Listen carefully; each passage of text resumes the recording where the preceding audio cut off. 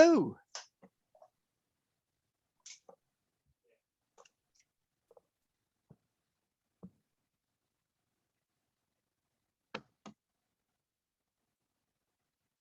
Hello. Hello. Hi there. Hello.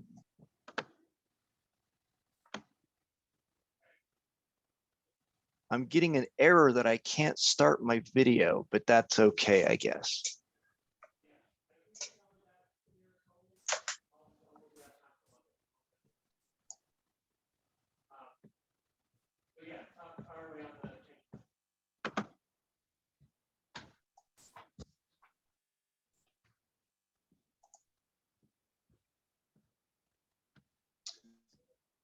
Are you able to turn on our video, Wendy? I'm getting a message that I can't start the video because the host has stopped it.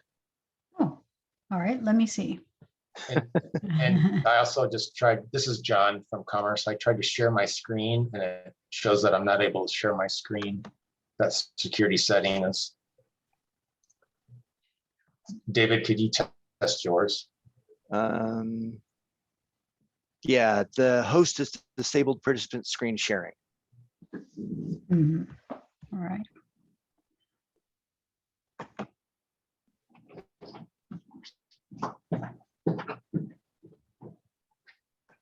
Probably somewhere under meeting settings.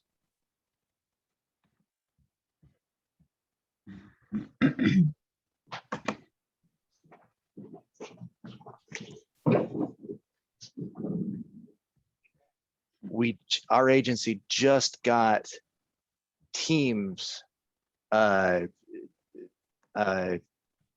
out to all our computers, and I've been forcing myself to use it all week. And so everything in my brain is, well, on Teams, they're not on Teams. All right. There's a menu here. That's not going to be helpful. David, I'm going to try to make you a co-host. That's the only thing I can see that I can change. That should work. Yep, that worked. Okay. Let's see if I can make all of you co-hosts. Thank you. Yeah.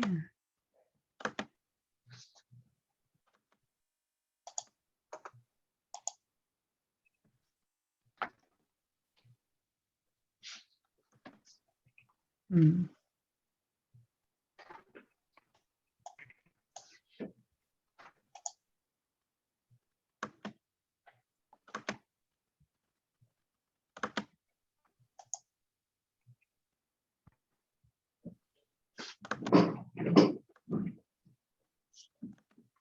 Okay. There we go. So you all show up on my side as co-hosts.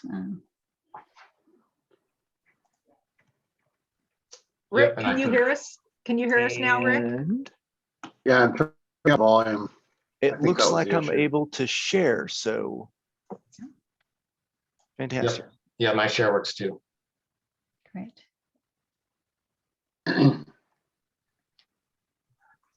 Yeah, I'm in business now.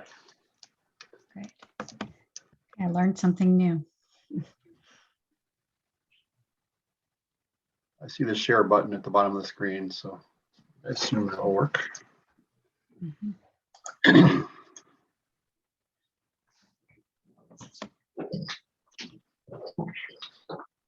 Let's see.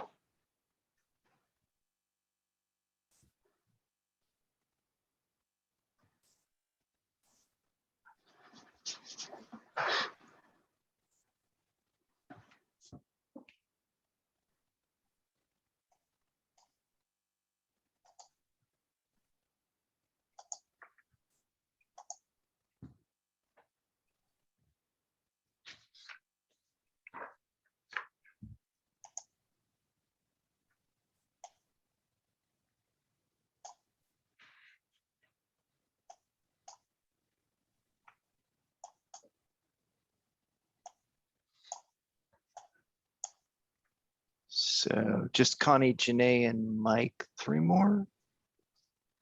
Oh, and Amber. So 4. Okay, yeah.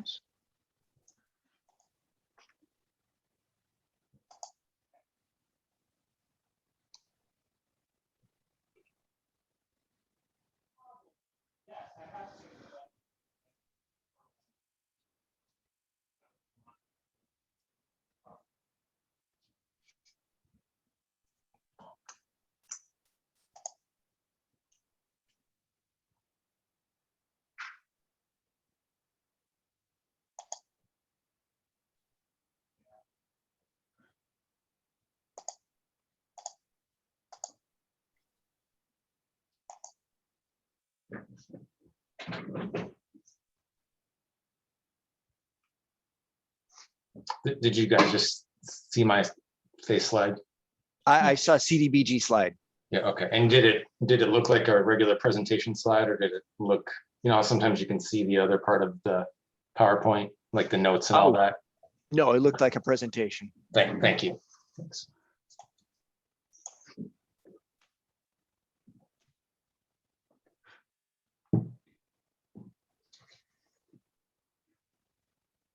Yep, can see And you that. guys, you see mine? We can. Yes, Kathy. Okie dokie.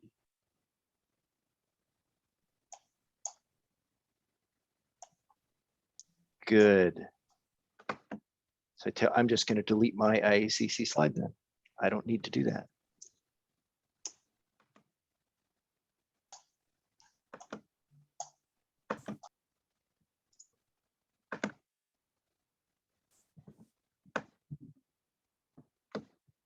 I think we have everyone here now, except maybe the Congresswoman.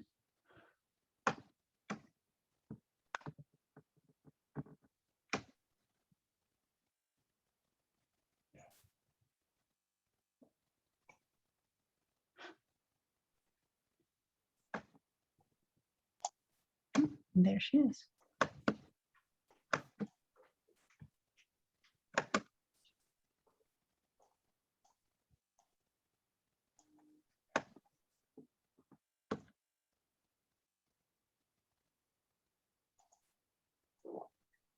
Hi, Wendy. Hello. You are here with our esteemed panelists. I think Oh, we have thank- everybody in and almost everybody set to be able to do video. Well, I am just so grateful to all of you. It told me I could not start my own video. Yes, for some reason I have to make you a co-host, so that should be happening momentarily. Great. Thank you, Wendy. You're welcome. You show up as a co-host now, so I think. I'm in. There she is. Okay, I'm just going to double check that everyone else has capacity to turn on their video. And we have 13 attendees right now. I was expecting about 18, if I counted right. Okay.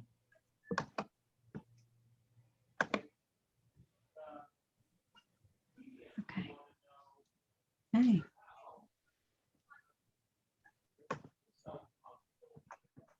Okay, since we have, I think all the panelists in, I just want to double check that you are okay with the order of presentation, and if not, I'm happy to let you decide among yourselves how to best turn, one presentation over to another.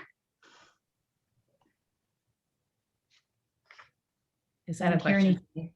I think that might be. That was a question for the panelists. So I think if everyone's okay with that, we'll just try to go in that order, unless we have any technical difficulties.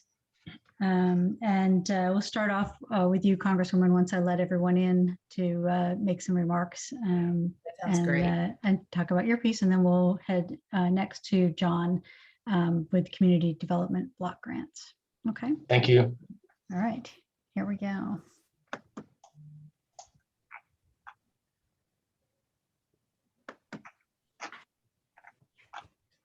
Let's see.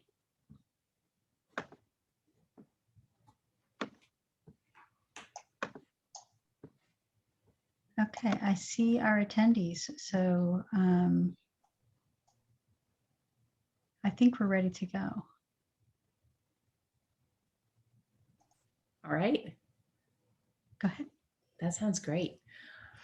Well, first, Wendy, thank you for organizing this first funding workshop. And we're going to be having several of these to talk about how to get projects funded using federal funds, federal grants, loans, and the like. And I'm very grateful to our whole panel who's here today to help us. And so, I guess the first thing I just want to say is how important water and wastewater projects are in all of our communities, whether that is what wastewater treatment systems that are aging, need help, or need upgrades to handle a bigger community, whether that is getting clean water to homes and businesses, whether that is getting enough water pressure that businesses can open so that you can have a firefighting service in your tiny community.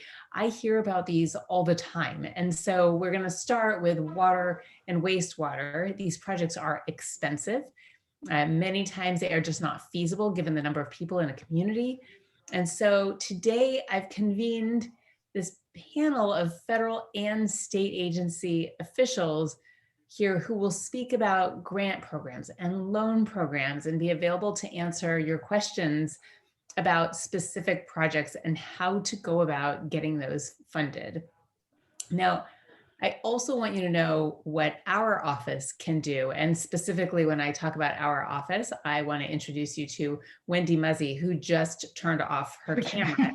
She is in my office and is our specialist in grants and support for community requests for grants. So here are some of the things that our office can do to help you navigate the federal government and try to get hold of some of these federal funds. So the first is we can write letters of support for grant applications.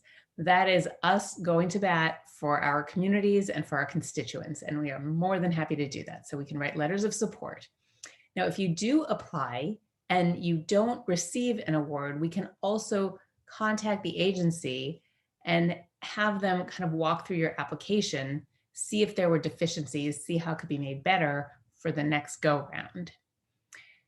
The third is just that the federal government is a really big and confusing place. And so if you are having difficulty dealing with an agency at any point in the process, we can help facilitate those communications and get you to the right person. And then the other is that Wendy keeps an eye out on grant programs that are available. And so if we know about your projects, we can try to find funding sources and grant programs and let you know when we get notice that funding is available.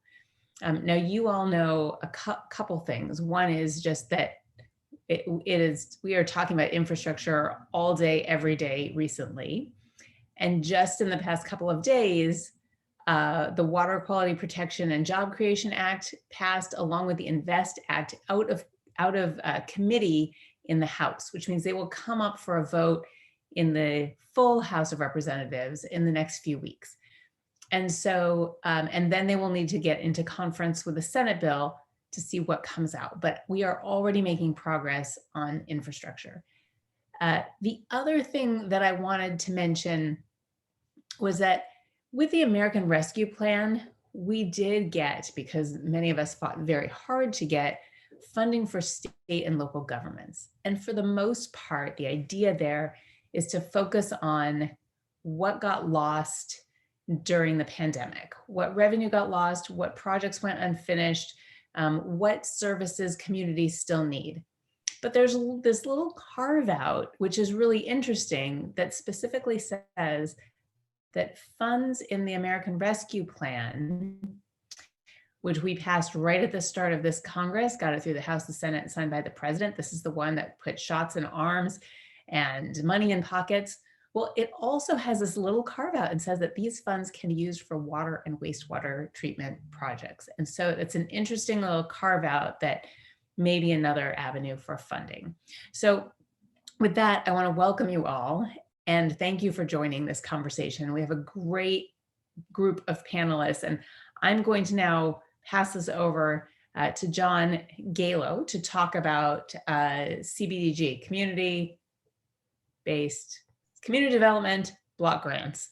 And welcome, John. The floor is yours. I will stay for a good chunk of this meeting, but not the entire meeting. So, John, the floor is yours. Thank you, Congresswoman, and to you and your staff for the opportunity to talk to the 8th District today. Let me first share my screen, make sure you can see it.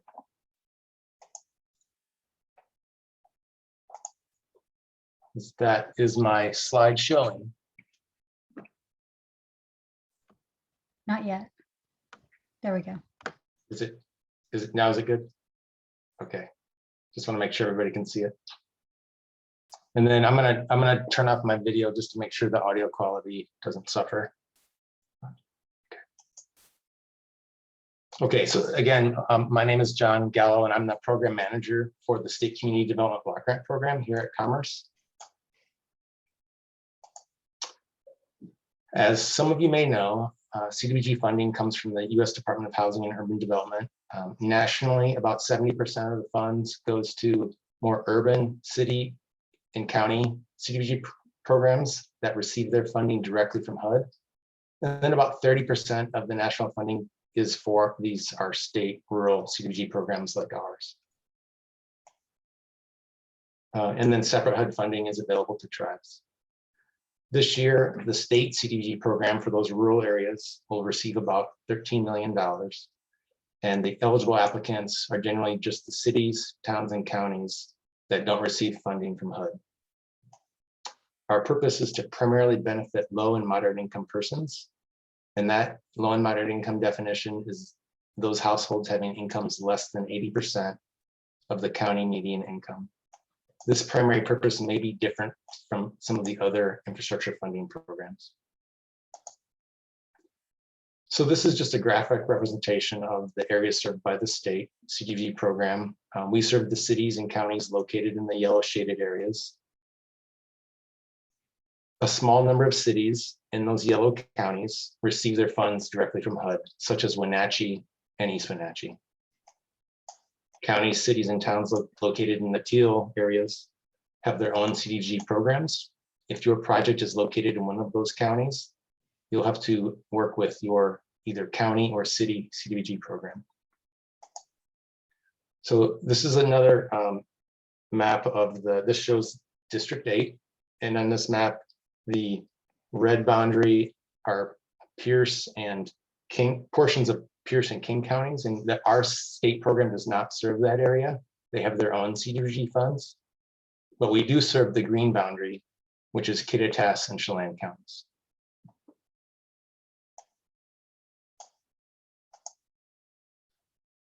As I mentioned before, our funds come from HUD, and we then pass those funds down to local governments who are eligible through either competitive applications or formula-based applications. Special purpose districts, such as water and sewer districts, or nonprofit organizations such as water associations, they can't apply directly to the state, but they can partner with a city or county as to apply on their behalf. So a few examples of the projects we see often are generally water for public infrastructure, water, wastewater, and streets. And that can be almost any type of water or wastewater project. Community facilities such as community centers and fire stations. And while we can't pay for new housing, we can help pay for water and sewer infrastructure that serves to support low and moderate income housing.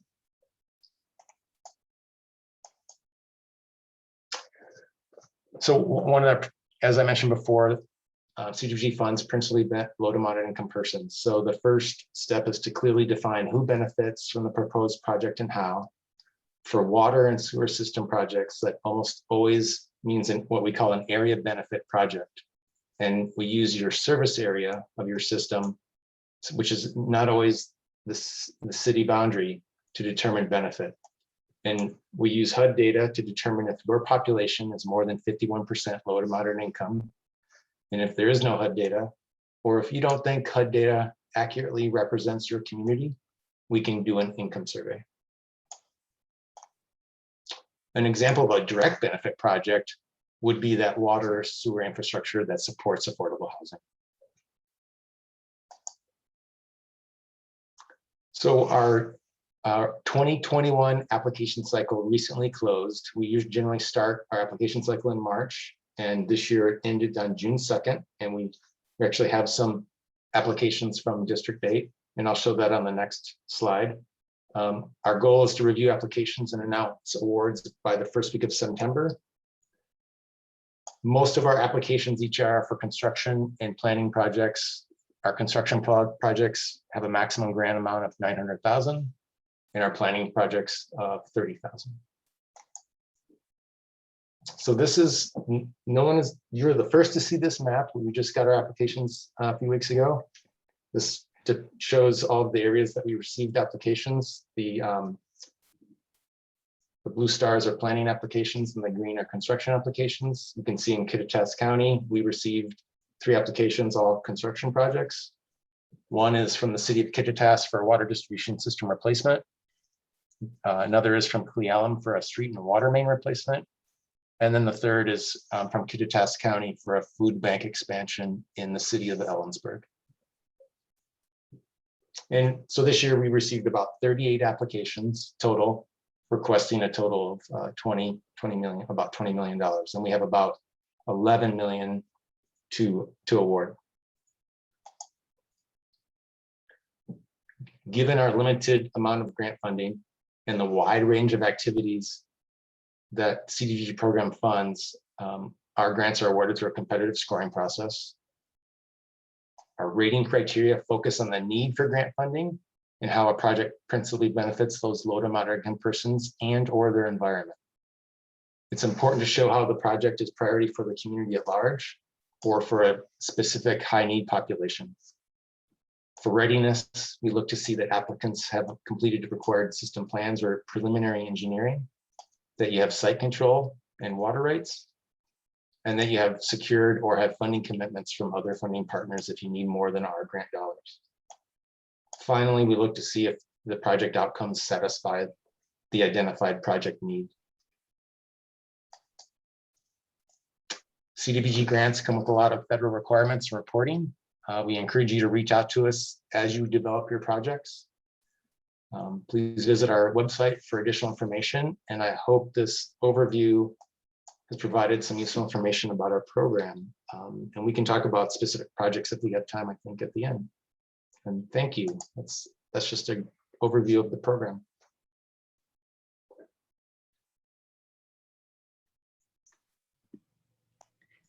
Thank you. That was fantastic and excited to hear about projects in the district. I'm going to hand this back to Wendy, who will introduce our next guest speakers. So thank you. Okay, next up we have Janae Delk with the Community Economic Revitalization Board. Janae, can you take it from here? All right, thank you for having me today. Let me see if I can share my screen here really quick. Oh, I can't, that's fine. I actually do better talking off, not showing my screen. So thanks for having me today. I'm the Executive Director and Tribal Liaison for the Washington State Community Economic Revitalization Board. We call ourselves CURB to keep it a little bit shorter. Staff are housed within the Department of Commerce. CURB is its own executive agency, rural policymaking board. So Commerce is one of our partners. CURB's mission by the legislature were created in 1982 to help diversify our economy. Our focus is economic and community development. So what that looks like is we help local governments and tribes invest in public infrastructure that then supports private industry to help them site in Washington, expand, or be retained in the state of Washington, and ultimately to create and retain jobs, leverage private investment, and increase local tax revenue for those local governments and communities. We administer 4 funding programs. We are primarily a loan program, but we do have one that is 100% grants, and that's a planning program up to $50,000 per project. And we have 2 kind of swim lanes for that funding. We look at economic development, traditional economic development activities, and we do planning studies for that. And we have minimum requirements that need to be completed during those studies for that funding. And then we have rural broadband planning studies that have a different set of criteria that must be completed through that planning process. And then we have 3 construction programs. Our kind of bread and butter is our committed private partner program, and it's when a specific business or businesses need public infrastructure, as I said, to site, expand, or be retained in the state of Washington, and the local government or tribe comes to CURB for that funding. And then there's prospective development that can, a community has done the planning, they've determined it's feasible. If they build the infrastructure or build out an industrial park, then they can recruit private industry to their community. And then we have a rural broadband program that is not so heavy economic development focused, it's community development focused, and it's about end user connectivity. The types of infrastructure that we can fund, I know we're talking water and sewer today, but we do all underground and above ground. So that's water, sewer, electricity, as I mentioned, broadband, rail spurs, roads, buildings. So a very large net of what we will focus, but it's for that economic development outcome that we're looking for. We are a rural focused funding. All local governments and tribes are eligible for funding, but 75% of our biannual appropriation goes to rural counties. And then there's a 25% set aside for urban counties. And so we focus on rural communities in urban counties, which we qualify as a city or town under 20,000 population, and all federally recognized tribes within those urban counties. So CURB's model is a little bit different than most traditional infrastructure funders. We are not a competitive program. Our board meets 6 times per year, and they approve projects at each board meeting. CURB has myself and one other staff member dedicated to project development and outreach. So in normal circumstances, we are out in the community, meeting with community members, talking about projects from the idea stage, getting them ready for planning, for construction, whatever their need is. We meet them where they are and help them get to where they would like to go.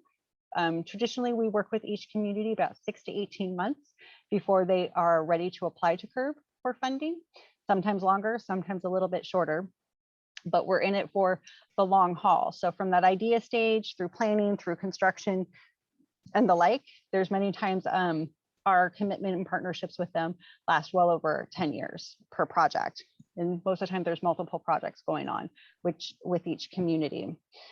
So we take our applications in about 8 weeks prior to each board meeting. And then, as I mentioned, the board meets 6 times per year. They review each project. They ask questions. We are first come, first serve from the very beginning to the very end. Projects are never compared to other projects. And you'll know, or a community will know that day at the board meeting if their project is approved. The community does have to come to the board. And as of July, we will be meeting in person once again. So they come, they pitch their project to the board, and then the board can ask questions, and they take a vote right then and there, and you know if your project is approved. We have a very high success rate with our board of getting projects approved because of all the due diligence done prior to the board meeting. So it's a very likely chance that a project will get approved if they present to the board. And so our funding opportunities they vary from program to program, but for construction, depending on the program, can be up to $3 million. You do apply for 100% loan, and these projects can either get up to 25 or 50% grant based on an underwriting process that staff reviews. We are opposite of a bank, so the higher or the lower your kind of credit score is, the better package you get, the lower the interest rate, the higher the grant amount is. Our interest is currently to 1 to 3%, and our loans can go out to 20-year terms. And as I mentioned, our planning grants are up to $50,000 per project. And I think that I'll leave it there and turn it back to Wendy or over to Connie, whoever is next.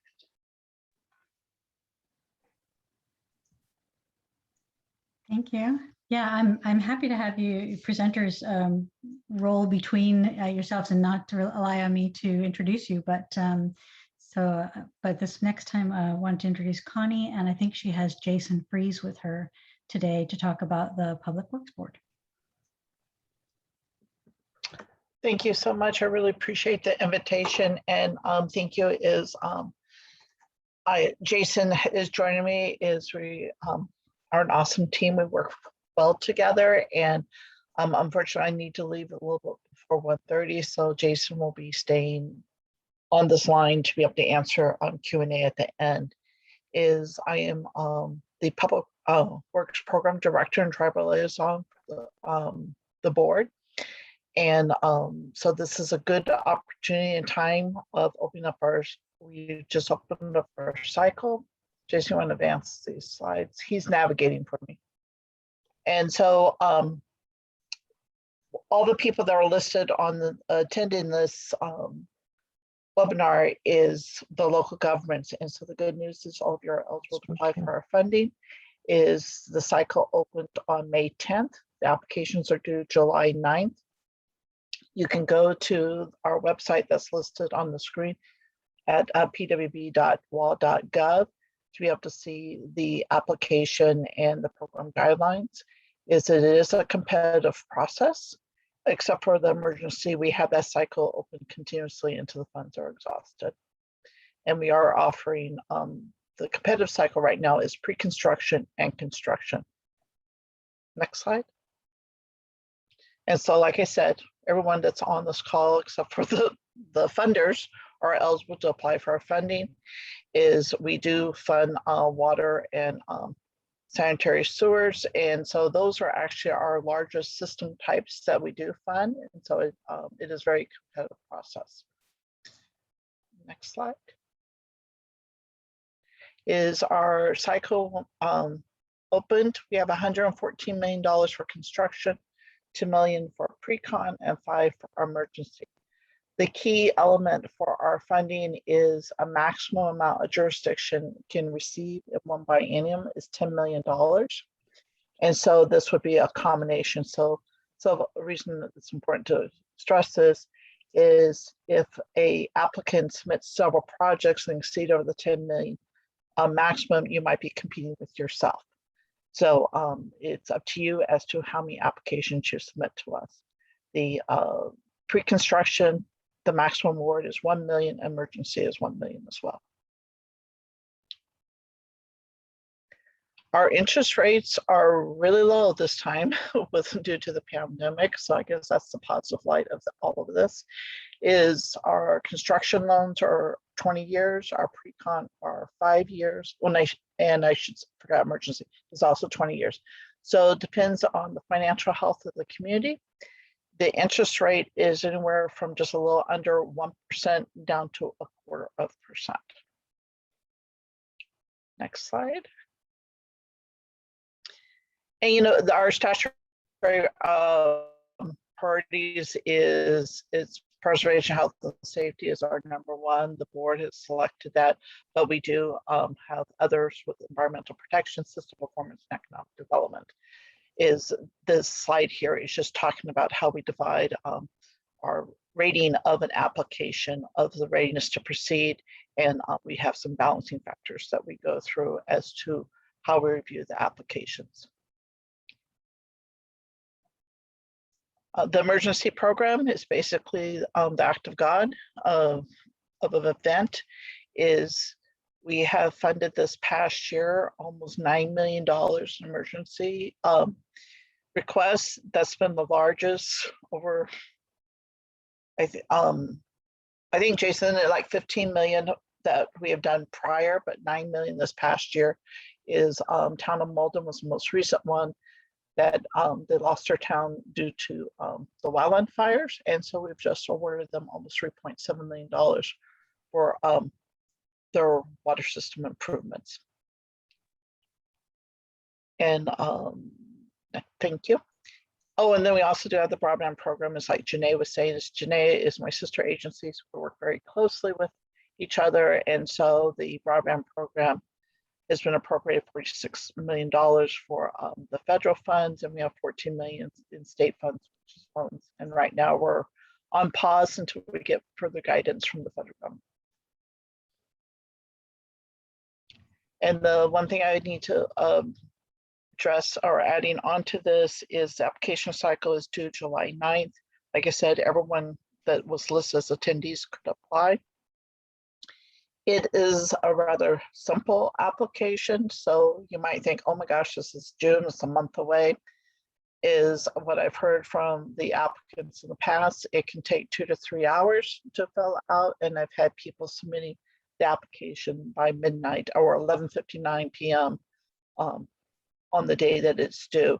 It is a robust, it'll be very competitive. Yes, you have to have a minimum score of 65 points or greater. In 2019, we had huge amount of applicants. I want to say there was around 80 applications. We were able to fund 27, and the majority of those applications were scored anywhere from 91 to in the mid 70s.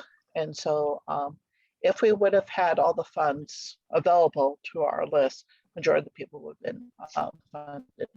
Right now, I know there's 30 applications that were started in the system, and so far the tally is at 68 million. I don't know if it's emergency, pre-con, or construction, but just kind of give you a heads up. My number here's on the screen, and that's actually my landline. So you can reach me there, and it gets forwarded to my cell phone, but my cell phone is 360-704-9535. And we have been answering questions, Jason, myself, into providing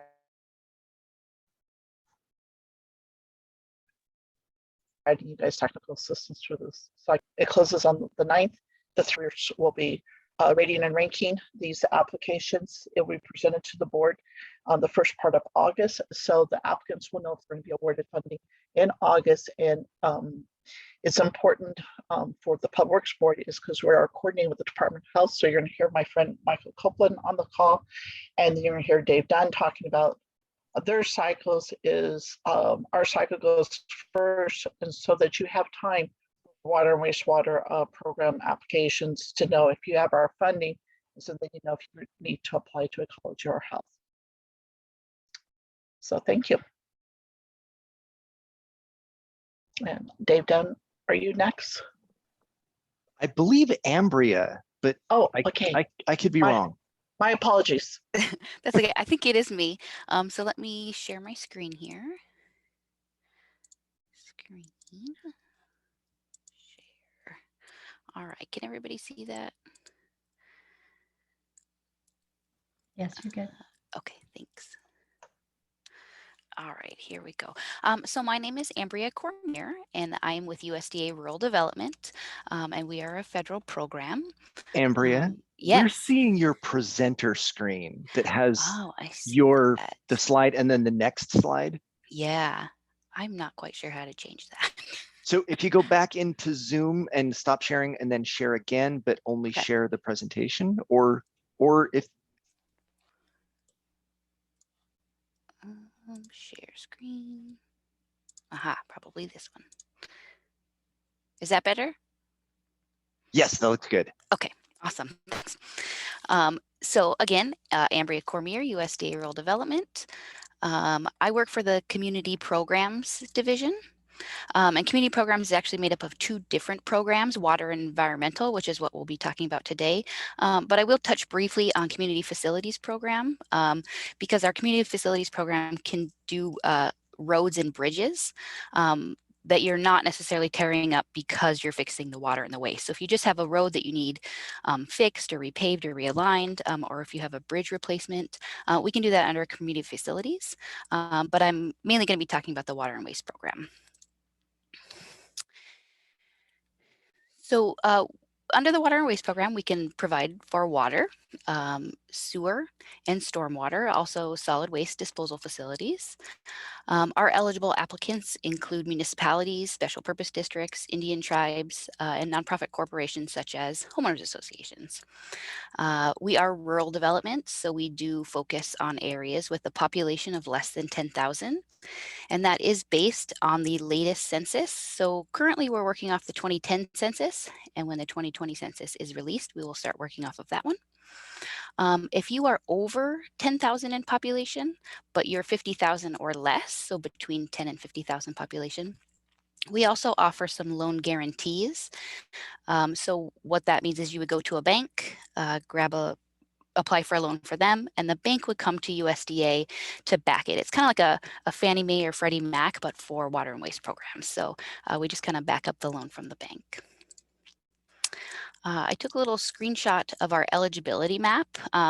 And again, this is for the 10,000 population or less. So if you're in the dark brown area, you would be ineligible.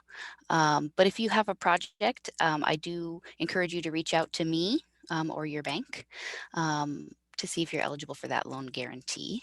And if you're not in the brown area, then you are 10,000 or less, then you are eligible for our direct program. So our funds can be used to construct, repair, modify, water, sewer, storm, and solid waste.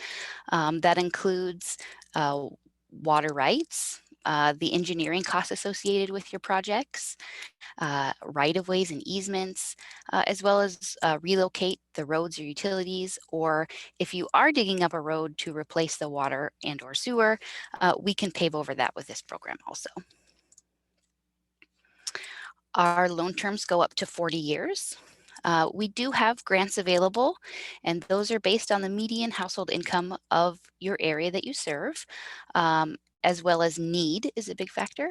And there are some other factors that go into underwriting that determine how much grant you would be eligible for. Our interest rates are determined each quarter.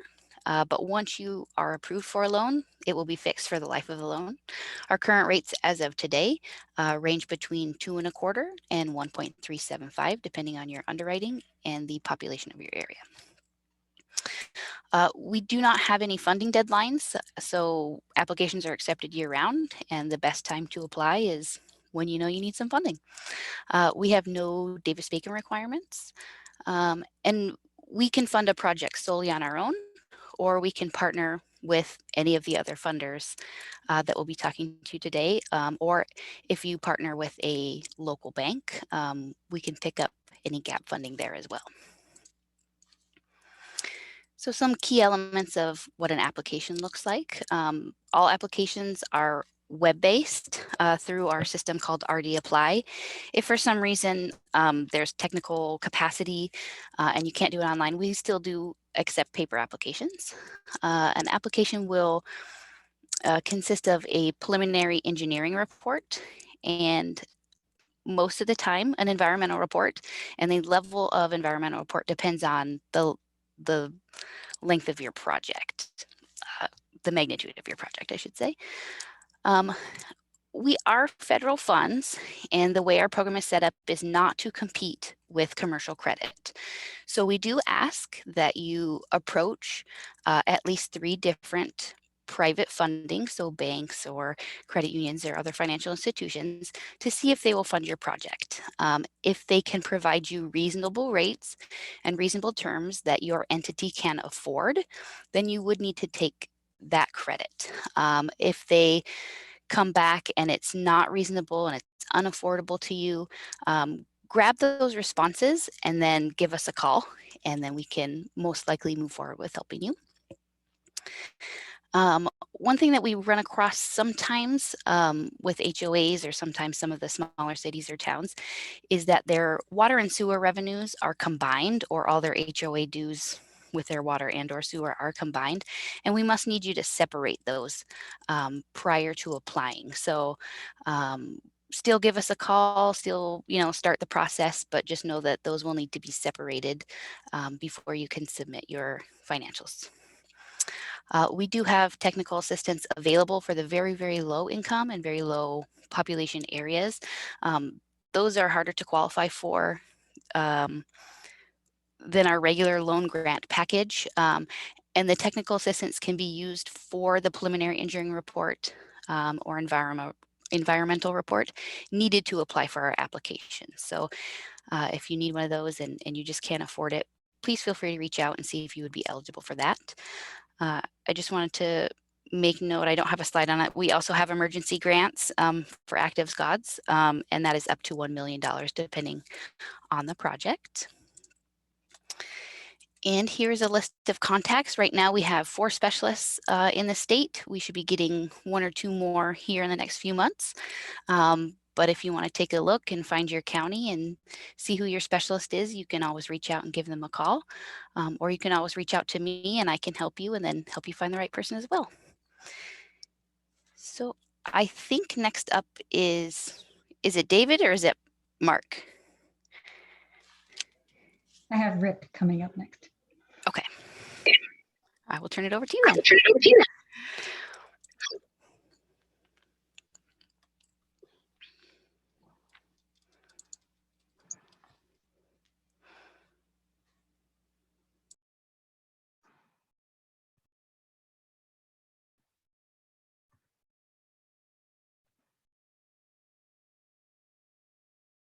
Okay, is everyone seeing the slide presentation? Yes, looks good. Perfect. Hi, everybody. Thanks for the chance to talk about some of the funding programs that EPA offers. My name is Rick Green. I'm the coordinator for EPA Region 10 State Revolving Fund program. Ordinarily, I would be talking about the State Revolving Fund program, but you're going to hear much more details about those 2 programs from David Dunn and Mike Copeland. So I'm not going to talk about those 2 programs today, except to note that since 1987, for the Clean Water SRF, we have provided $803 million in capitalization grants to the Department of Ecology for the Clean Water State Revolving Fund. And since 1997, we have provided $533 million to the Department of Health for the Drinking Water State Revolving Fund. And the Clean Water SRF is used for point source and non-point source projects or activities, and the Drinking Water SRF is used for drinking water infrastructure projects to comply with SDWA, Safe Drinking Water Act. What I am going to talk to you about is a relatively new program that EPA is offering. It's called WIFIA. It was established in the Water Infrastructure Finance and Innovation Act of 2014 and was funded a couple years after that. This shows some of the eligible borrower types. I looked at the list of attendees and it looked like everybody would be eligible to apply for WIFIA. These show some of the eligible projects and activities. I highlighted the first bullet there, projects that are eligible for the Clean Water SRF and Drinking Water SRF. So if you're familiar with those programs, there's pretty much across the board similar eligibilities. And in addition, I know that for some of the Clean Water or some of the Drinking Water SRF, property acquisition maybe not as eligible as it is under WIFIA. This shows some of the important WIFIA features. Again, it's a loan program, but they can do a lot with the terms. Maximum loan term is 35 years with a deferral of up to 5 years. So you're basically looking at the potential for a 40-year repayment period. The minimum project size for large communities is $20 million. The minimum project size for small communities, and the definition they use for small is 25,000 or less, is $5 million. It's important to note that the intent for WIFIA is to leverage federal funds. So WIFIA can only fund 49% of eligible project costs, and the remainder has to be from some other non-WIFIA source. And with respect to federal assistance, that cannot exceed 80% of the project's eligible costs. Again, that 35 years maximum final maturity, and then the 5-year deferral. The interest rates currently They're basically at the same as the US Treasury rate for a 30-year municipal bond, which is 2.15%. I just checked this morning. And then Davis-Bacon does apply to WIFIA projects as it does to the SRF. Full NEPA, American Iron and Steel, and all of the federal crosscutters apply. There is an interesting requirement. It's called right of first refusal. If you submit a letter of interest to the WIFIA program, that generates basically EPA contacting the state SRF program in your state, and then that state SRF program has an opportunity to offer you a better deal, basically. So here are some of the projects, actually the 4 projects that have been funded with WIFIA loans so far in the state of Washington. The top one there, King County's Georgetown Wet Weather Treatment Facility, that was the first WIFIA loan signed in the country. $135 million. That project is well underway. And then Seattle Public Utilities has a couple of CSO projects that they're using WIFIA funding for. And then Tacoma, they have a relatively small loan, $17 million. So here's what's happening currently with WIFIA. Their 2021 funding round is open.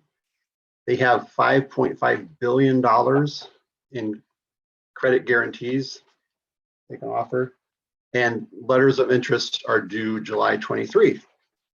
So you still have time, if you're interested in that funding, to apply or to submit a letter of interest. And the way it works, you submit an LOI, and they look at all of the submitted LOIs, and then if they select the project, you are invited to apply at that time.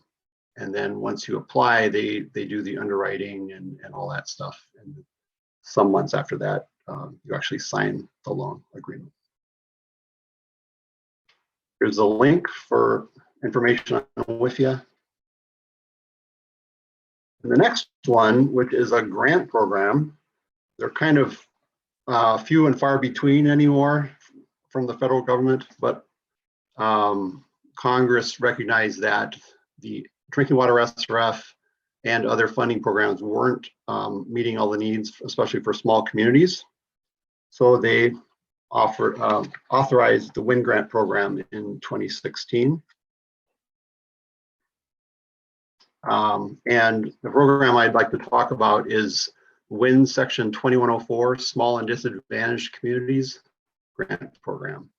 So this offers grants to help public water systems in underserved, small and disadvantaged communities meet CIDWA requirements. Grants can go for 2 specific categories to underserved communities. Either they have no household drinking water or wastewater services, or they're served by a PWS that violates or exceeds any MCL's treatment techniques or action levels. The disadvantage criteria is set by the state. So for Washington, it would be essentially the same criteria that's used by the Drinking Water SRF program. There's a match requirement, and it's administered by the Department of Health. Here are some examples of project and activity categories. So most of it is actual projects. Number 6 is technical assistance. And here's an example. It's a fairly new program, and we're still trying to figure out how it all works. So the first round of funding, 2018, 2019, Washington received an appropriation of $949,000. They were only able to take $916,000 of that because they didn't have sufficient match. They used that $916,000 for 3 water system consolidation projects. You can see them there. One was addressing arsenic, one was addressing uranium and arsenic, and the last one in Yakima County was addressing total coliform. The 2020 round of funding, headquarters decided to target all of the funds from that year for tribal or Alaska Native village water systems.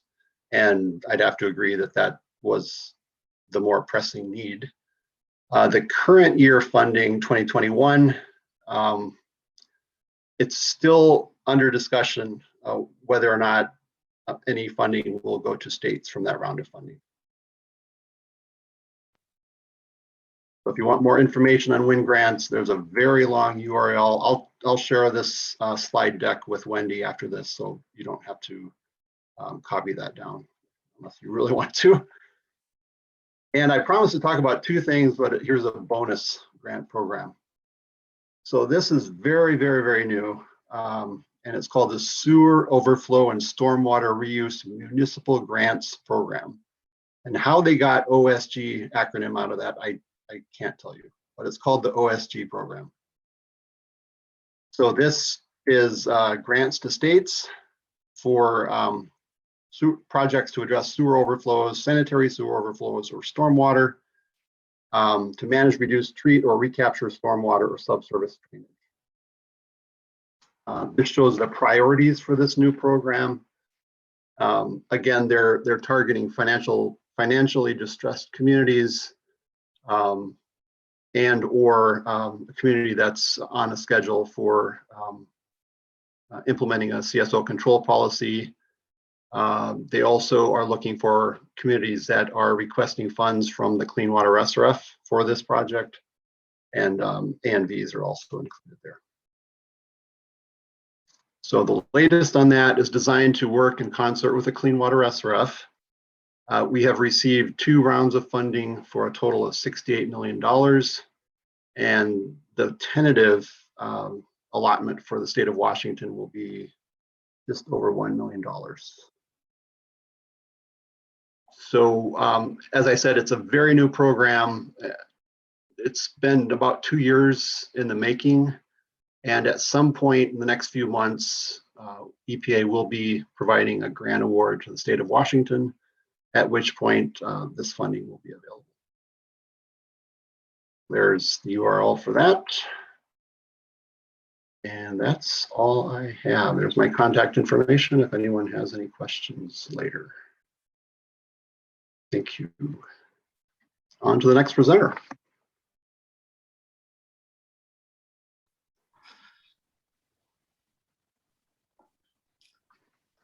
I think Mike is up next.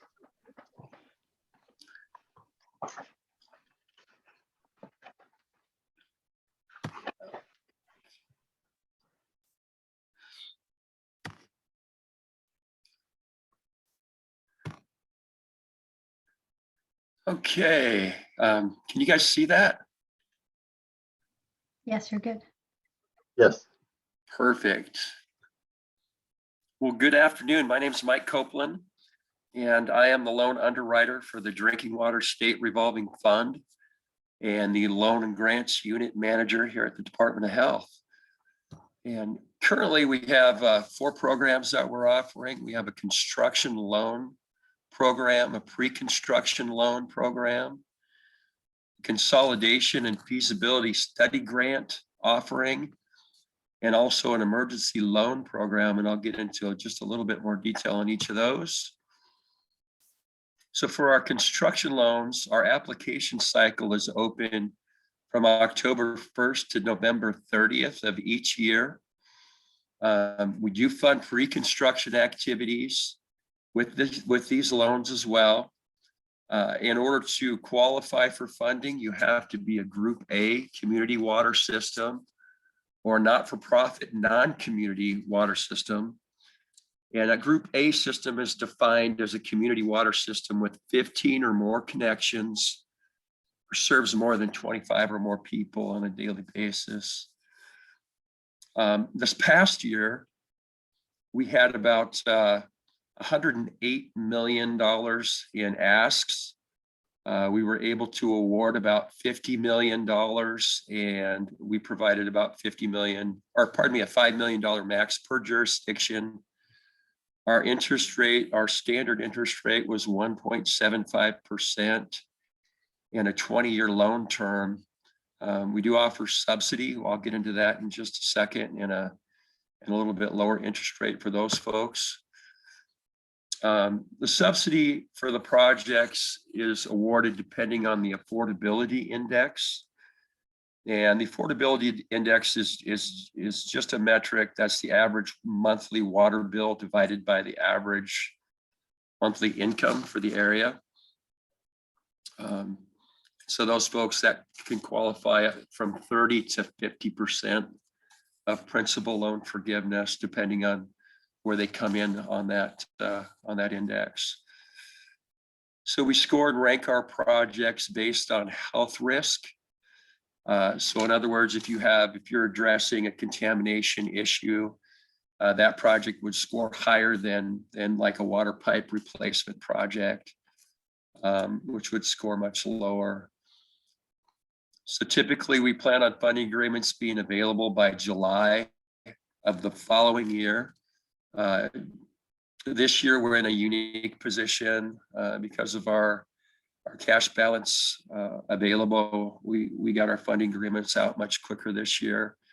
Even though there is a delay in getting agreements out at times, we can reimburse for pre-construction costs incurred 12 months prior to the funding agreements being executed, but we cannot reimburse for any construction until some other factors are met.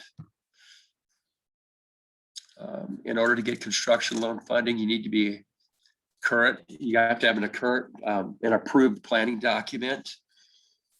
If the project requires water rights, you have to have an ecology approval for those rights. And if an easement or right of way is required, you have to have the ability to secure that easement or that right of way upon the release of the funding. And right now, we also have a requirement that you can have no outstanding audit findings. Some other things that are required for the construction loans, we do a cultural and environmental review. Davis-Bacon requirements do apply, so you have to pay the higher of state or federal prevailing wages. You also have to comply with the American Iron and Steel requirements. These projects all have to have the ability to proceed to construction within 18 months of being signed and countersigned by us on these loan agreements. And the projects all have to be completed within 48 months. So for pre-construction loans, the application cycle is actually open year-round now, beginning this year in January. For pre-construction loans, we will fund planning documents, design, evaluations, permitting, cultural review, all the things that are required in order to get the project designed and ready to go. Again, they have to be a Group A community water system and a not-for-profit non-community water system. So our maximum loan amount for pre-construction loans is $500,000. There is currently a 0% interest rate on those. You have 2 years to complete your pre-construction activities and a 10-year loan repayment term. Those projects are funded on a first-come, first-served basis. And unfortunately, we only have about $3 million to award per year for those. And so that money does go quite quickly. You will, however, receive bonus points on your drinking water state revolving fund construction loan if you have received a pre-construction loan. And those loans can be converted as part of the construction loan if you're awarded one of those at a later time. So for the consolidation feasibility study grants, those were suspended this year because we lacked funding to do those. But it looks like right now that we're most likely to accept applications for those next year. The consolidations are defined as a change of ownership, and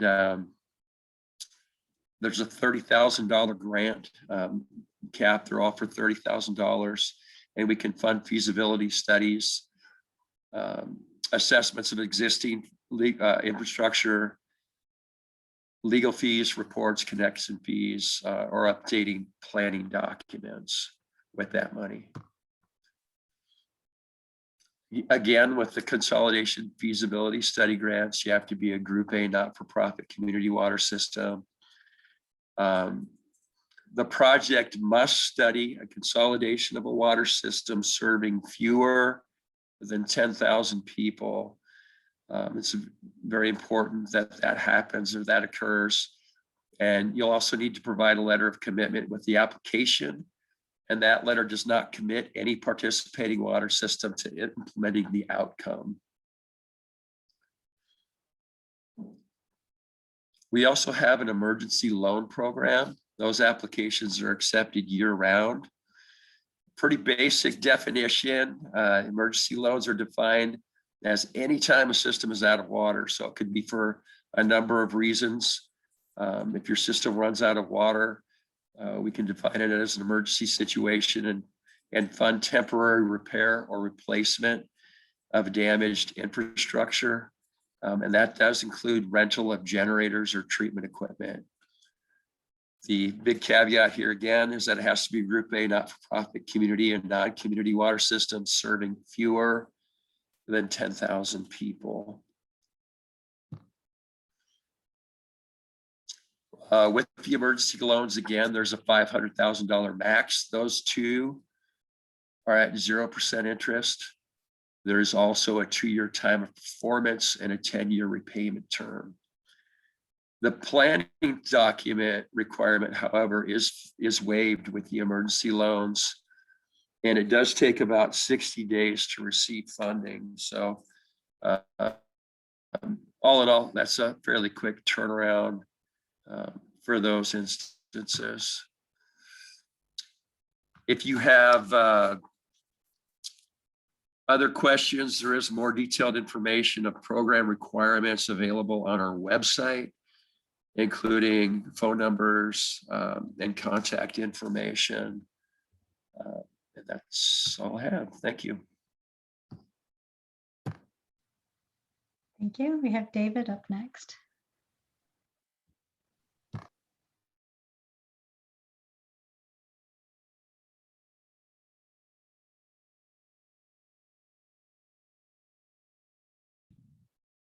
Unmute. And why Zoom's doing this? I think you can hear me, I hope. Yes, we can hear you and Awesome. see the screen. That's reassuring. So hello, I'm David Dunn. I work with Department of Ecology in the water quality program with our financing arm. The predominant thing that our unit does is grants and loans for wastewater and stormwater infrastructure, which is a little bit expanded from the original scope of the meeting, but it's all related.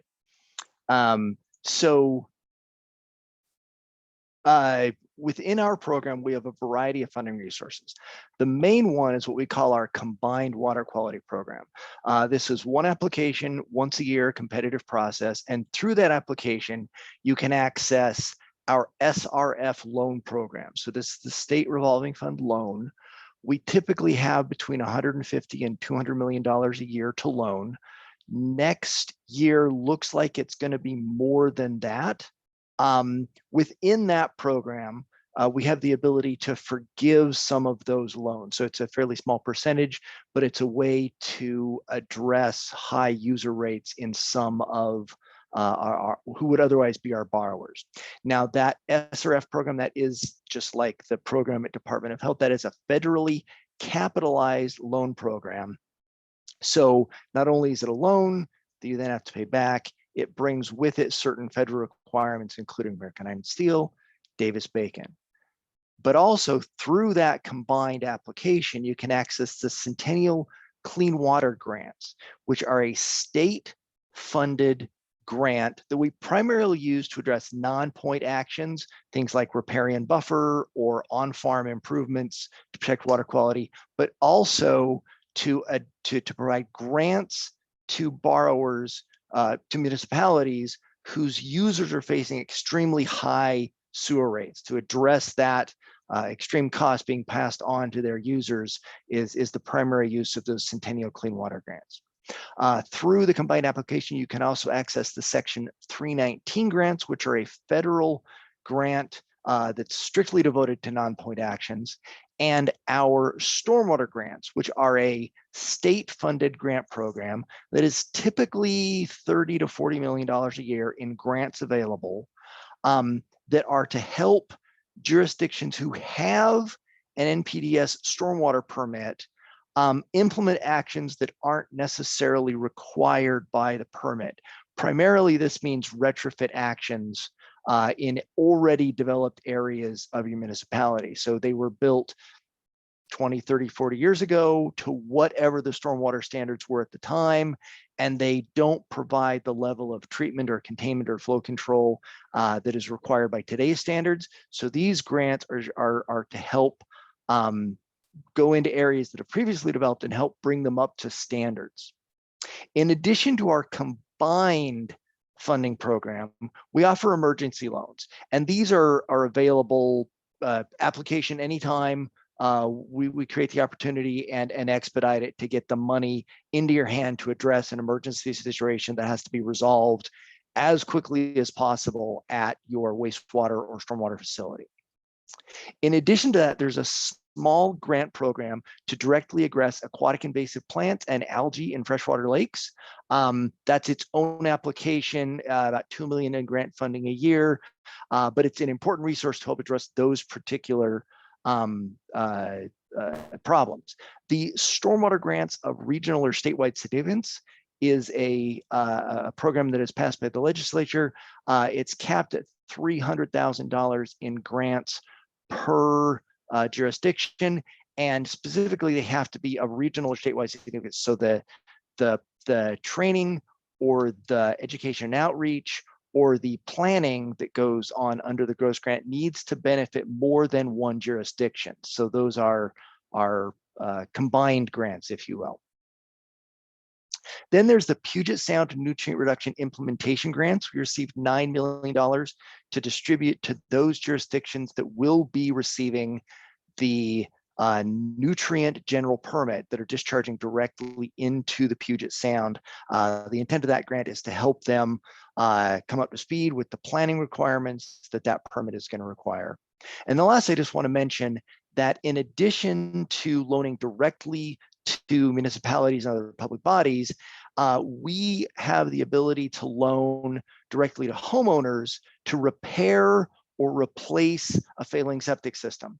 We use a contractor to manage those loans so that those homeowners don't apply to the Department of Ecology, but craft3.org is the organization that we use to distribute that funding directly to those homeowners that are not connected to municipal sewer system, but are instead using a septic system to meet their sanitation needs. Generally, the funding the Department of Ecology offers goes to public bodies. And that includes cities, counties, towns, special purpose district, tribes, ports, and any other municipally incorporated jurisdiction within the state. We've made loans to irrigation districts, to school districts, water sewer districts, a wide variety of people. Given those funding resources, the kind of things that we want to fund are primarily wastewater and stormwater infrastructure. So this can include anything from the collection system to the treatment plant, the outfall, the intermediate treatment, any pumping that's going to be required in that conveyance system. And it's the intent that we try to fund all phases and elements of the water quality project. And I'll just pause to say it's phases and elements of the water quality project. So the photo is of a force main that's lying alongside a bridge. So the sewer infrastructure is that force main. If the bridge itself is getting replaced, our money couldn't be used for that element, but we very often partner with either Transportation Improvement Board or with Department of Transportation funds to make a whole project. So when I say all phases, that's from planning, even very conceptual planning, if all you have identified at this point is that we have a problem at our treatment plant, but we don't know what the solution is, or we're not sure, even we have an idea, but we're not sure if it's even feasible. So we don't want to do a full kind of engineering study to do pre-design. We want to just test it out. We can fund that up to design, construction, construction administration, anything that would be required adjacent to construction, say some sort of mitigation associated with the project, is all eligible under the program. This includes change orders during construction. If your bids come in higher than expected, we have ability to provide financing for those costs. And in some cases, it's not necessarily construction, but you need supplies or equipment. So your new sludge drying beds might need a small bobcat loader to move the solids around. And so that's another different eligible expense. We've purchased Vector trucks for jurisdictions, or they've purchased it. We've provided the financing, I should be clear. So this could include combined sewer overflows, I don't want to necessarily read from the list, but large on-site septic systems, which are permitted, going the wrong way, which are permitted by Department of Health, are a form of sanitation for their users. We can finance them. Irrigation efficiency projects are a loan eligible expense. Watershed restoration, land acquisition, and wetland protection are all eligible things that we can provide finance, primarily loan, but in some cases grant funding for them too. And because there's such a variety of different types of water quality projects, I'm not necessarily going to try and explain exactly which types of projects are eligible for which types of financing. If you've got a specific project that you'd like to talk about today, I would be more than happy to go into those sorts of details. So for our combined funding program, which has an annual application, the application will be open online. You can begin your work on August 10th. It's open for 2 months. The applications are due October 12th of this year, 2021. And then we take those applications, we rank, we score them. By January, we have a proposed list, which goes out for public comment. When the legislative budget is passed by the state, we can then access those funds and then execute loan agreements and begin your projects. Probably hopefully, the biggest takeaway would be just some contact information. If you've got a water quality project and you want to try and access our funding, please feel free to contact me directly. I'm David Dunn. This is my direct cell phone number. And again, it's david.dunn@ecy.wa.gov. And I'd be happy to talk with anyone either about a specific project or even hypothetical questions about what if we wanted to do such and such at our treatment plant. Is that eligible? How would we finance that? More than happy to answer your questions. And with that, I will, I think, turn it back to Wendy to facilitate questions. Thanks, David. We have one more presenter. We have Kathy, who will round out the program with the Small Communities Initiative. No worries, but go ahead, Kathy, if you're ready. Thank you. So I know we're a little bit behind schedule. I'll try and go through quickly regarding the Infrastructure Assistance Coordinating Council. And I hope that you guys can see my screen. Yes. Yes. So IACC, I know some of you are familiar with this. It's a nonprofit organization made up of these very programs that are talking to you today, plus some others. And we are dedicated to helping you identify and obtain resources to develop, improve, and maintain your infrastructure. So we're made up of state and federal agencies, local government associations, tribes, and nonprofit technical assistance organizations. We have a website. Here it is. I wanted to show you just a couple things on the website that might help you as you are developing your projects. One of them is that we have this funding program summary. Hope that is coming up. And so the different programs talked about the availability of funding for different phases of projects, for planning, design, construction, and then emergency. So we have pulled all this information together in a handy dandy summary. And I think it's really important to note that it is very important to do the planning phases of all of these projects. Different programs have different requirements for what planning document has to be finished and completed. But close that. Those are summarized in that document, and you can get funding for planning documents. Most of the programs you can apply for design and construction at the same time. There is one standalone design program, and that's Department of Ecology, I believe. So we also have transportation funding programs here, and another fund directory shown here, although that one needs to be updated, I believe. I wanted to also point out, I know John Gallo mentioned income surveys, and there's other instances where you might want to do a household income survey to determine your median household income. Sometimes that can affect the amount of loan or grant given. So there's information here on how to go about doing an income survey that will be accepted by the different programs. I encourage you, if you are going to begin one, to reach out to the program first and make sure your whole income survey design and how you're going to go about it is approved by them. And then I also wanted to point out, so it looks like all of the projects that you submitted that you're interested in doing are eligible for most of these programs, but it can get a little complicated sometimes, especially if it looks like you might be using multiple funders for a project. As Dave mentioned, we often partner with each other or with other programs that aren't represented here.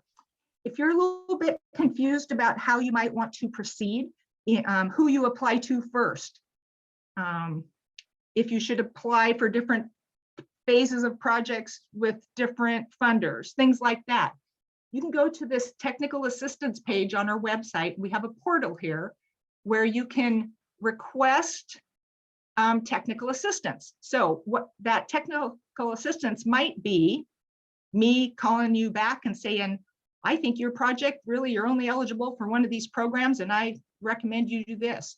Or we may look at your request and say, hey, I think there are several programs that are potential funders of your project. We can, I or Dave or others on this call respond to these requests, and we can pull together a group. We call it a tech team, a group of potential funders for your project, and we can schedule a time to sit down with you now via Zoom. It's easy to schedule compared to in the past, but we can pull together a meeting where we'll hear a little bit more about your project, and then each of the funders can go through and say how they might be able to participate in that project. I think that this can be really beneficial to help you develop an action plan, again, of who you're going to apply to for what and when.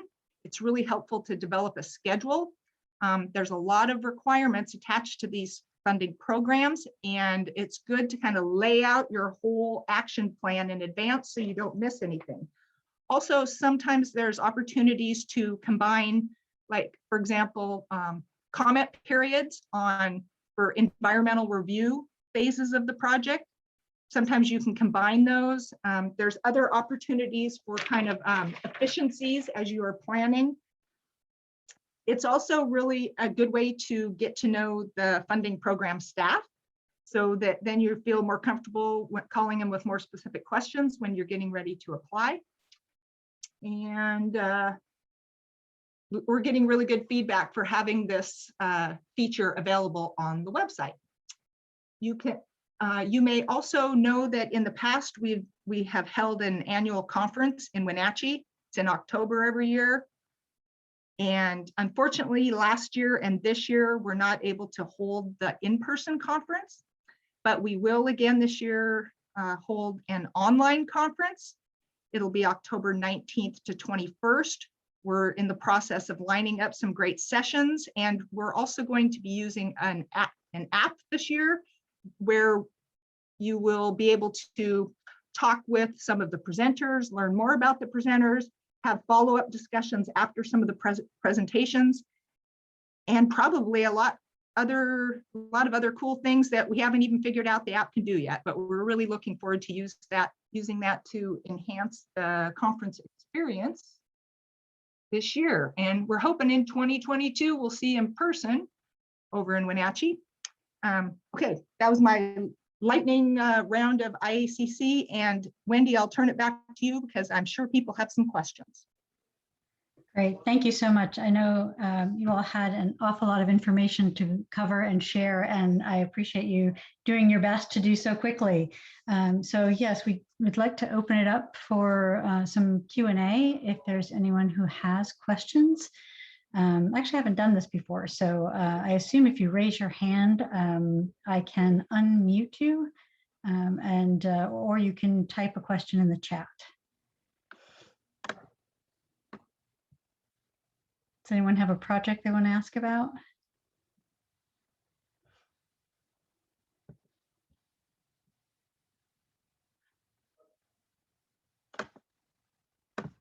Here we go.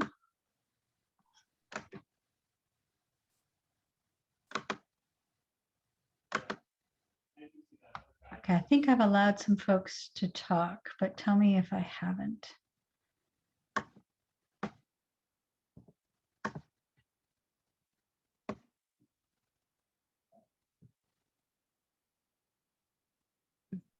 There were also some questions that you'd forwarded us on an email.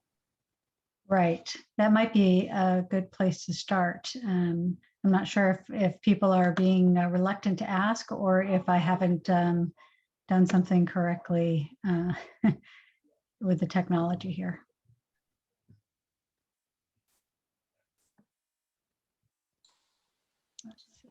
So I unmuted myself. Great. Okay. My name's Kathy Cook. Should I just go ahead and ask my question?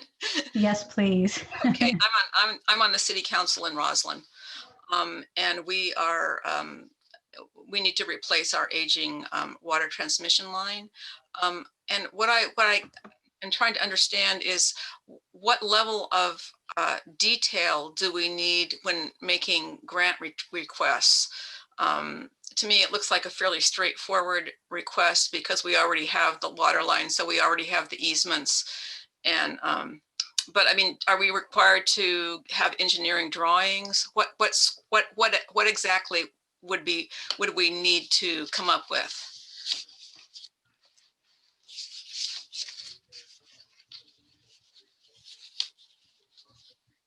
This is Kathy. I'm not a funding program, but I would say in general, the project needs to be identified in your water system plan. Okay, it is. Okay, and then so it kind of depends on who you are applying to. For example, if you're applying to rural development, they would want to see the preliminary engineering that was done on it before you would apply for the final design and construction. With Department of Health Drinking Water SRF or Community Development Block Grant or others, you could apply for design and construction at the same time, but probably I should let them answer fully, but before you would get to the construction phase, definitely you would have to have approved design, and then it would go, because you have to have good enough drawings and know what you want to do so that you can go out for bid, right, for your bid documents. Okay, so it's, yeah. But for a lot of these programs, you can apply for design and construction at the same time. Okay. And so perhaps I should let John or Mike or Ambria answer a little bit more.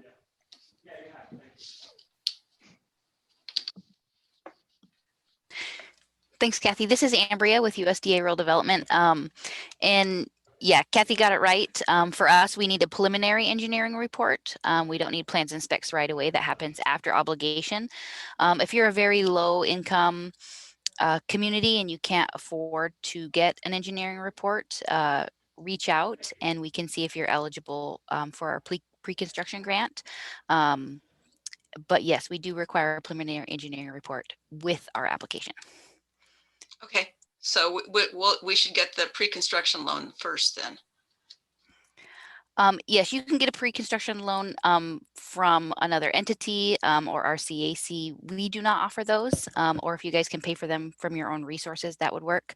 But once you come to us for funding, if we don't require applicant contribution, we can actually refund you for those costs, or if you did go get a loan for that, we could roll that loan into our loan funding package. So there's different ways to go about it, but we do need it prior to the application. Yes. Okay, and USDA does not loan for these pre-construction drawings. That's correct? They do. Yes, that is correct. If you're very, very low income and you cannot afford to go get it, we do have a grant program that could help with those costs, but most entities are not eligible for that. It's for the very, very low income. So I'm not quite sure of your municipality. No, I see what the hang up here is for us, because we've been told, I mean, our city is under the impression that we would need to get a loan from you for pre-construction drawings, but that's not the case. We should either finance it ourselves or get a pre-construction loan from someone else. And that's probably where the hang up is for us. Okay. So this is helpful. Possibly. You could reach out to me or to your local loan specialist if you know who that is, and we can go over it, because like I said, we do have pre-construction dollars. It's just it's a little more stringent on who qualifies for that, and that's actually a grant. It's not a loan. So yeah, if you're not sure who your loan specialist is for USDA, then please do reach out to me, Okay. and I'll help you. We can determine if you would probably be eligible or not. Okay, I think it's Marty Kanatsi. So okay, yeah, Marty can definitely help you. Okay, thanks very much. Yeah.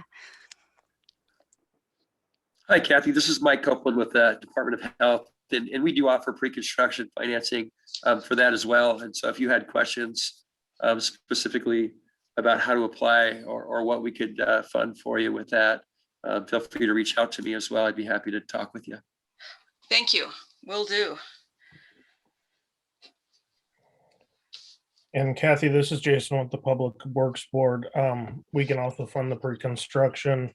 The application cycle is open now, or you can also do that pre-construction work as part of a construction application, as long as you're going directly into construction.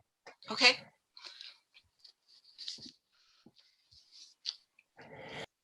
And then this is John with Community Development Block Grant. Roslyn's not eligible as of today. They'd have to conduct an income survey. And given the other options that have already spoken, I'd go with one of them first. Okay, thank you. And I have a question about, so we're not eligible for community block grant development grant. Is that because of our income, or is that because of some other? Yeah, the population of your town is not considered low to moderate income based on HUD data. That's not to say if you didn't conduct an income survey that you could become eligible, but so it's a choice. But it also depends. We even if you're eligible, you still have to compete against other applicants, and one of the primary criteria is how your rates compare to other applicants, and if you have any existing debt and those other things. So even if you get through the first door, it's competitive. Okay, thanks.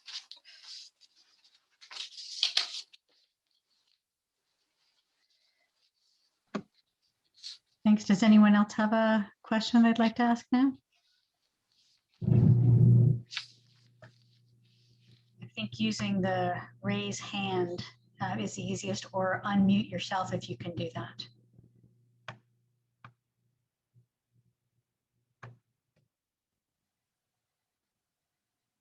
Okay, I'm not seeing anyone, so I'll ask our panelists, is there anything else that you might have seen in the questions that were submitted in advance that you think would be worth covering? Or if you have any final thoughts, feel free to share. Yeah, I'd chime in. There was a question about the requests and competitive funding and how to make your application stand out. And my primary piece of advice there would be to have a clearly structured project. If you're still in the planning stages or in the preliminary stages, that's fine. But if you intend to apply for design or construction funding, understanding exactly what it is you're going to build. Do you need a new clarifier, or do you need a new outfall at your treatment plant? Just, we need help at our treatment plant. It is really difficult to score in a competitive process. And then if you've got that clear understanding of what you're going to build, why you're building it, so what underlying problem or condition or opportunity are you taking advantage of with this piece of infrastructure, that helps you write a compelling application. And having it really allows you to do a competitive application. And saying that out loud sounds ridiculous when I listen to myself, but the reality is we all get applications for projects that are not well thought out. I mean, they're important projects and they need to get done, and they eventually develop into concrete ideas. But it's incredibly difficult to prioritize if you're not sure exactly what the jurisdiction is going after. Thanks, David. That's helpful.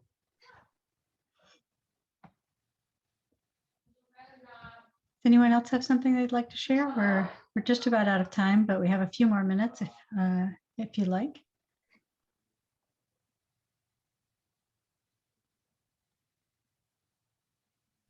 Okay, not hearing anything. I want to thank everyone, participants and panelists. I've found I learned a lot, and so I hope it was helpful to all of you and helpful for you to know one another. I think from our office, we will try to share either a recording of this, post it somewhere and let you know where, or maybe share the slide deck from those willing to send them to me, and we'll make them available to all of the participants. So once again, thank you so much. Really appreciate your time, and have a great rest of your day. Thanks, Wendy. Thanks, Wendy. Thank you all. Thanks everyone else. Thank you.